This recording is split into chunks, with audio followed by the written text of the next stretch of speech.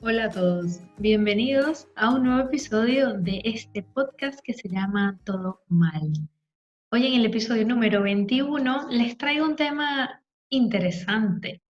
Y es interesante porque cuando empecé a investigarlo me di cuenta que había algo muy importante de lo que debía hablar con respecto a este tema. Y realmente no tiene que ver con la teoría, sino con una conclusión a la que llegué una vez que lo investigué y que lo quise unir con un tema que últimamente he hablado mucho con personas cercanas. Así que quédate hasta el final para saber a qué conclusión llegué yo, aunque quiero preguntarte si tú también lo ves de esta manera. Para contextualizar un poco, hoy hablaremos de algo que se llama el síndrome general de adaptación. Y seguro que estás pensando, esto como que no me interesa mucho, o al final, ¿esto es bueno o esto es malo para mí? Como me preguntó hace rato un amigo. ¿Este síndrome es bueno o es malo? Le dije, bueno, justo de eso voy a hablar en el podcast, porque es como un sí y un no. Es bueno y es malo al mismo tiempo. Em, a todas estas, vuelvo. Si estás preguntándote por qué últimamente estamos enfrentándonos a tantos cambios y cada vez más rápido, em, que te parece que además es un desgaste energético. Y por otro lado, con respecto a los cambios, el estrés que nos provoca, y estás un poco harto de escuchar hablar del tema del estrés como el estrés es malo, el estrés nos enferma, el estrés no sé qué, el estrés no sé cuánto. ¿Quieres escuchar sobre esto de un punto de vista distinto? Quédate aquí, quédate en este episodio porque mi intención hoy es esa, que hablemos del estrés desde otro punto de vista. Y este punto de vista es el síndrome general de adaptación, que aunque suene algo súper extraño como una teoría de biología, créeme que es algo mucho más sencillo de lo que piensas y que está todo el tiempo con nosotros. Así que acompáñame en este episodio número 21 del podcast Todo Mal. Entonces, como les decía, hoy hablaremos de esto que se llama el síndrome general de adaptación.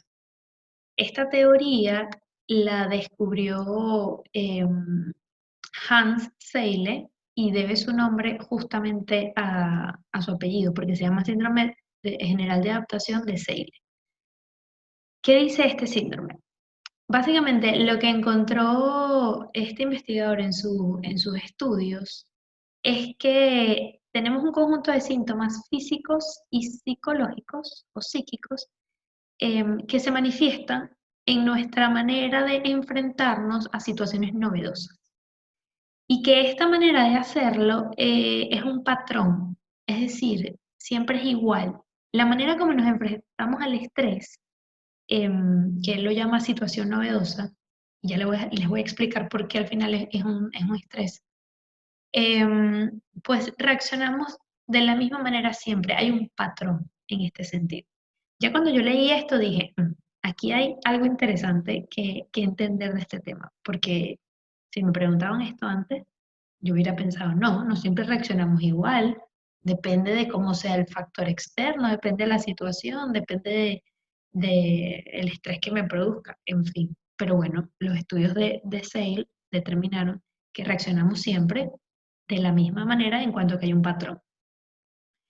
Entonces, ¿por qué adaptación dentro del nombre del síndrome? Bueno, porque dentro de su teoría, él habla de que hay unas reacciones adaptativas del cuerpo, es decir, ante una situación que produce estrés, ante una situación novedosa que el cuerpo debe enfrentar, lleva a cabo una serie de mecanismos para adaptarse a eso. Es como lo de luchar y sobrevivir, o sea, porque si no te adaptas, mueres. Va un poco por ahí la cosa. De hecho, encontré una frase de Sale que me pareció bastante buena por lo que dice y que luego la retomaremos más adelante y la voy a leer textual para que vean. Dice, la adaptabilidad y la resistencia al estrés son requisitos previos fundamentales para la vida y en ellos participan todos los órganos y funciones vitales.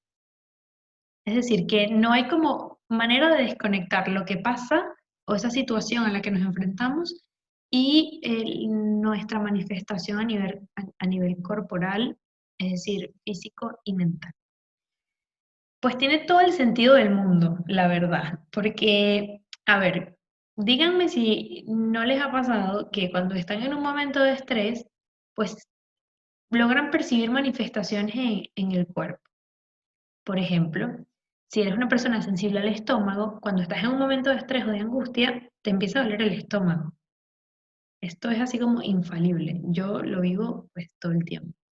Luego también hay personas que sufren de migrañas y por supuesto, cuando están en una situación de este tipo, lo primero que sucede es que les da un dolor de cabeza súper fuerte, que puede incluso durarles varios días. Otro ejemplo, si eres una persona sensible en la piel, puede que alguna situación de estrés te genere como una especie de salpullido o de brote o de eczema temporal en la piel. O incluso si eres de las personas que tienen tendencia a los herpes, pues a lo mejor te aparece ese herpes que te sale todo el tiempo en el mismo lugar.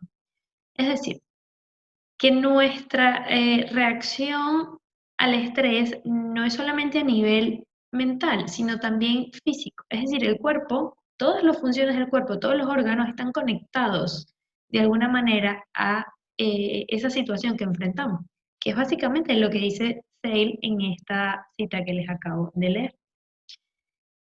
Entonces, vamos a ver, ¿de qué depende que ocurra este síndrome general de adaptación? Básicamente hay como tres claves fundamentales que lo enmarcan. Primero, que debe existir un agente agresor o estresor. Y cuando digo agresor, tomen el término no tan literal. No es como que te va a agredir directamente, pero ese factor externo de alguna manera representa una agresión para el cuerpo. Luego está que el estímulo debe ser percibido como una amenaza. Y esto es muy subjetivo y muy propio de cada quien. Pongo otro ejemplo. Si a ti te da muchísimos miedo los saltamontes y de repente te consigues con un saltamonte, eso te va a generar a ti muchísimo estrés, aunque para la persona que tengas al lado no suscite ningún problema. Tengo, por ejemplo, una amiga que le da muchísimo miedo a los perros por una situación que tuvo hace un tiempo. Y ver un perro muy cerca de ella o aproximándose le genera muchísima angustia. Y no importa si el perro es pequeño o es grande o si tiene cara de que te va a morder o no, es que le produce mucho estrés. Ese es un buen ejemplo. Me acordé de ella cuando leí esto. El otro factor es que debes sentir en el momento que careces de medios para hacerle frente a esa posible amenaza con soltura y con comodidad. Volviendo al ejemplo de mi amiga y su miedo a los perros, pues cuando ella tiene a un perro muy cerca, pues siente que no tiene manera de defenderse, que no puede ni huir ni esconderse porque está ahí como a merced de que le pase algo. ¿Ok? Entonces, dependiendo de estos factores, de cómo se hace agente agresor, de cómo percibes la amenaza y de la carencia de medios, tú vas a reaccionar ante ese efecto, ante ese agente agresor con incomodidad, con ansiedad, con miedo o con pánico incluso. Y en función del tiempo al que estés expuesto a ese estrés, tu cuerpo va a pasar por tres fases, que son las que incluye el síndrome. Una fase de alarma, una fase de resistencia y una fase de agotamiento. Cada una de esas fases se refiere exactamente al nombre que tiene. La de alarma es tal cual el estímulo-respuesta, me asusto, me genera una sensación. El de resistencia es el cuerpo tratando de lidiar con esa situación. Y el agotamiento es simplemente, pues ya cuando caemos en ese burnout de no puedo más, hasta aquí llego. Esto obviamente piénselo en un contexto en el cual estamos ante un factor que nos genera estrés o una situación que nos genera estrés y se prolonga en el tiempo. Cuando llega ya a ser un estrés casi que crónico, ¿no? Que incluso te puede enfermar. Esto de que el estrés te puede enfermar y tal, viene de caer en esta fase y mantenerse en esa fase por un tiempo muy, muy prolongado. Entonces, em, si lo vemos desde este punto de vista, hasta aquí suena un tema como muy de psicología. Y ustedes dirán, bueno, Analina me engañó porque al principio me dijo que me iba a hablar de esto desde otro punto de vista y esto es simplemente tema psicológico. No, no, no, ya va. Lo interesante del síndrome general de adaptación es que también se utiliza a nivel deportivo. Y este es el mejor ejemplo que conseguí para entender cómo es que nuestro cuerpo funciona o tiene en cuenta este síndrome. Cuando vamos a disponernos a hacer ejercicio y pensemos en que tenemos mucho tiempo sin hacer ejercicio, para que se entienda mejor. Empezamos por un nivel inicial, una fase con una condición física inicial. Tengo tantos meses sin hacer ejercicio. Cuando empezamos a entrenar, le estamos aplicando un esfuerzo al cuerpo, una carga, y esto para el cuerpo es percibido como un estrés, como un agente agresor. Vuelvo a lo mismo, no es que directamente te vaya a hacer daño, estamos hablando de empezar a entrenar dentro de un marco de normalidad y preferiblemente con asesoramiento de alguien si no estás muy habituado a entrenar.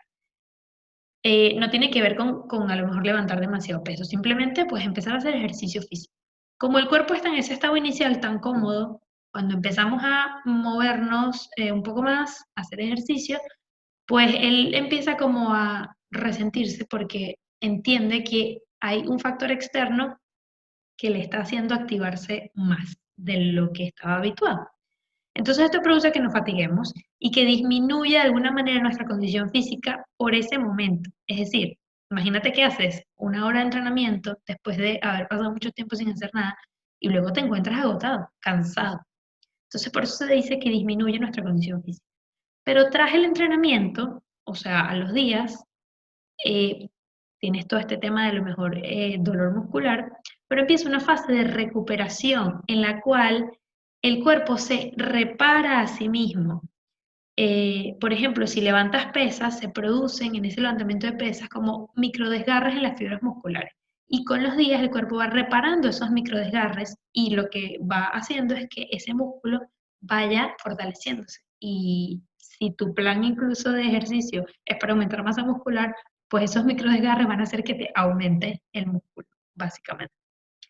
Al final, la consecuencia de esto es que nuestra condición física con el tiempo va aumentando, porque vamos creando una resistencia que es buena. Entonces, si al principio solo levantabas, no sé, 2 kilos, pues luego a lo mejor levantarás 2,5 y así progresivamente. Esto es exactamente el síndrome general de adaptación, pero a nivel deportivo. Y creo que es el ejemplo más gráfico para entender cómo esto funciona en nuestro cuerpo. Lo que les acabo de decir es tal cual las fases que les mencioné antes de alarma, resistencia y agotamiento, pero desde un punto de vista deportivo. Ajá, Nina. ¿Y esto para qué me sirve? ¿A dónde me lleva todo esto? ¿Qué creo yo que es lo importante de entender cómo funciona el síndrome general de adaptación en nuestro cuerpo? Bueno, por un lado, creo que es bueno para entender que cómo es eso de que el estrés nos puede generar enfermedades. O sea, cómo es que el origen del estrés, o mejor dicho, el origen de ciertas patologías recae en el estrés. Porque si tú estás en esa fase de agotamiento constante, pues evidentemente estamos hablando de que el cuerpo se empieza a manifestar. Pues me da un dolor de cabeza, mañana de repente me duele un poco el cuello, y si dejamos que eso se prolongue en el tiempo, pues evidentemente el cuerpo va a decir, bueno, hasta aquí llegué. Y justo, ¿qué es lo que suele suceder cuando estamos en esas fases súper prolongadas? Que el día que de repente nos cae ya como, bueno, empiezo las vacaciones o voy a tomarme este fin de semana para descansar, es que a lo mejor hasta nos da una gripe o nos da fiebre, porque el cuerpo empieza a somatizar todo lo que hemos estado reteniendo. Eso por un lado. Pero luego hay una parte positiva que veo en todo esto y es saber que el cuerpo sabe adaptarse a estos cambios constantes y estas situaciones que le generan estrés. ¿Por qué sabe adaptarse? Porque es lo suficientemente inteligente para hacerlo. Lo hace muy, muy, muy bien. Y por eso es que nos ayuda a resistir cuando estamos en estas fases tan prolongadas de estrés.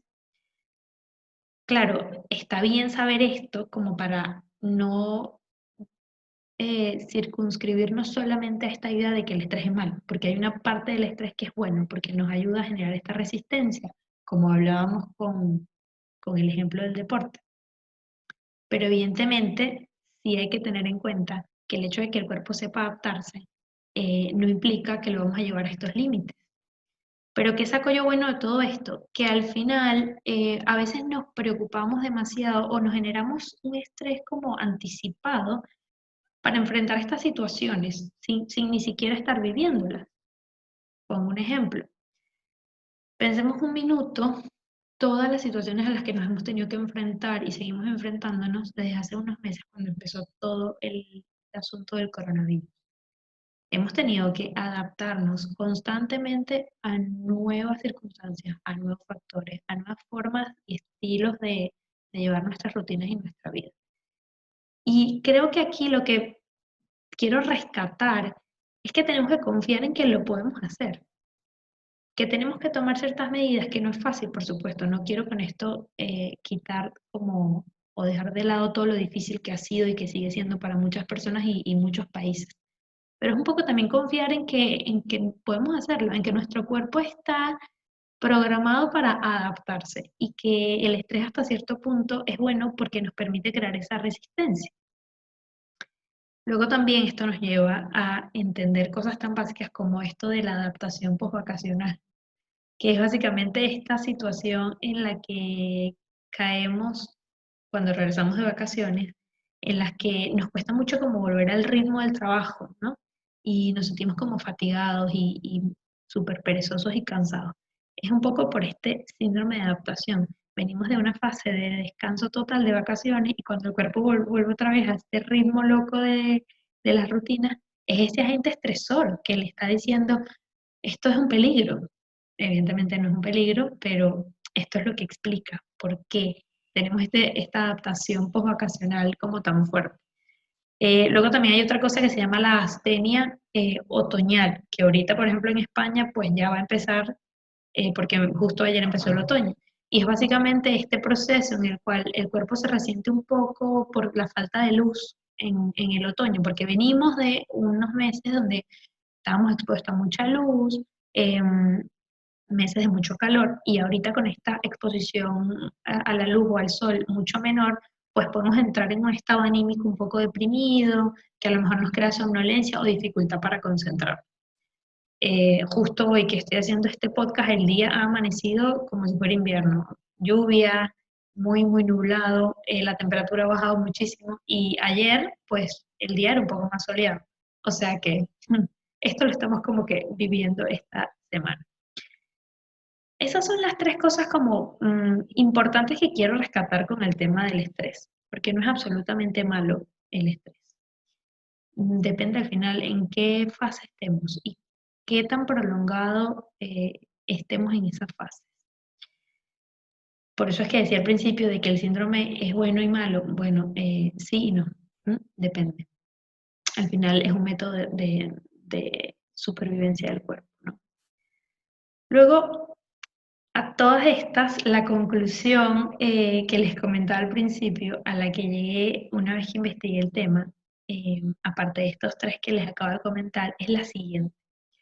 Cuando me puse a investigar un poco sobre cómo se trata esto a nivel psicológico, bueno, pensaba que me iba a encontrar con cosas como, no sé, a lo mejor un protocolo de fármacos o cosas de este tipo, porque sí es verdad que si caes en un trastorno de adaptación o de adaptabilidad, que es el nombre que se le da a esto, que justamente esto lo que significa es que no logras adaptarte. Tu cuerpo no logra adaptarse, caes en un bucle de estrés, pues peligroso y enfermizo. Entonces se llama trastorno de adaptabilidad.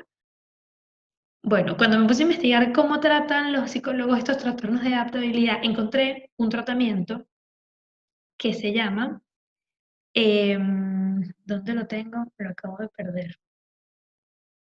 Quería darles el nombre exacto, pero aquí está. Bueno, una de las maneras como se tratan estos trastornos es con terapia de conversación. Y significa tal cual lo que estás pensando.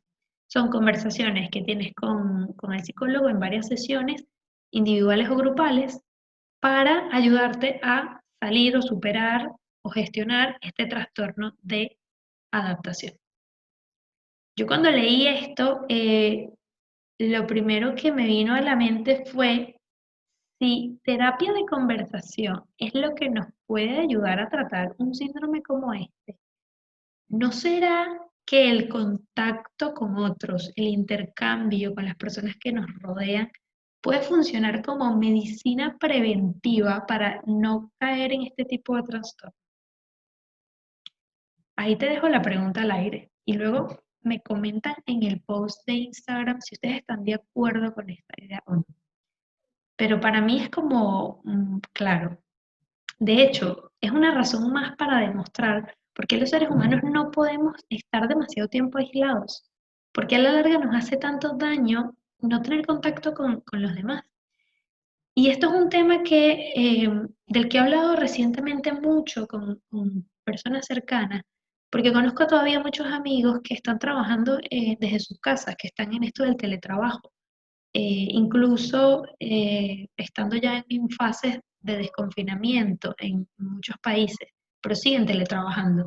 Y en muchos casos van a seguir teletrabajando hasta el año que viene incluso. Y cuando he hablado con ellos me cuentan que lo que más echan en falta es no poder estar presencialmente con la gente, con sus compañeros de trabajo, que todo tiene que ser por videollamada, que todo tiene que ser por teléfono. Echan en falta ese contacto. Muchos están en casa solos, otros no, otros están acompañados, pero están siempre con la misma persona y se están privando muchísimo de esa interacción. Entonces, claro, cuando tengo este tema en mente, porque he estado hablando de eso toda esta semana, y luego me consigo con este tema y leo esto, dije, es que para mí está clarísimo, clarísimo. O sea, tan peligroso es esta situación de soledad en la que nos hemos estado, en las que hemos estado inmersos y en las que muchos siguen inmersos del teletrabajo, puede llegar incluso a llevarnos a este tipo de situaciones en las que el síndrome de adaptabilidad pues florece. ¿Qué opinan ustedes? ¿Les parece que esto tiene sentido? Les insisto, para mí eh, es súper, súper importante hablar de este tema. Eh, definitivamente el contacto que podemos tener a través de todos los medios digitales nunca, nunca va a poder sustituir lo valioso, em, lo enriquecedor que es poder conectar con las personas, poder hablar, poder verlas, poder leer toda esa comunicación no verbal que luego es el 93% de la comunicación, más que la verbal. Y toda esa parte se pierde lamentablemente a través de una cámara, con lo cual es un tema que últimamente, pues, estoy muy como, muy consciente, muy sensible, muy al tanto de hablar con las personas que sé que siguen teletrabajando y que no han podido a lo mejor volver a una rutina de trabajo normal en la que pueden ver a sus compañeros con cierta frecuencia. Y este tema me lo ha dejado muy, muy, muy claro.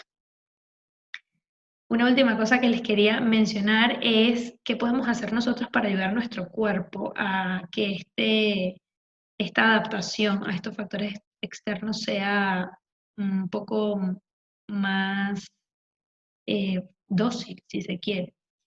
Y si tengo que decir una sola cosa, creo que es el tema de los hábitos. Y esto puede sonar repetitivo porque ya lo hemos hablado bastante. Y si quieres saber a qué me refiero, ve al episodio número 19 que te lo voy a dejar linkeado por aquí a algún lado de la pantalla para que lo veas, el que hice con Jesús, donde él habla de cómo todos nuestros hábitos nos ayudan o nos perjudican, dependiendo de cómo sean. Y esto tiene mucho relación con la cita que les leí antes del investigador que descubrió este síndrome. Y es que todos nuestros signos vitales están conectados con esta manera como gestionamos los momentos y las situaciones de estrés. Entonces, si a nivel fisiológico todo esto está conectado, la verdad que veo muy difícil que nos podamos adaptar cada vez mejor cuando nuestros hábitos no están equiparados con lo que nuestro cuerpo necesita. Y aquí entraríamos en un tema llamado homeostasis, que es básicamente ese proceso en el cual el cuerpo busca establecer equilibrios para que todo funcione bien internamente y luego podamos enfrentar estas situaciones de la mejor manera posible. Así que nada más.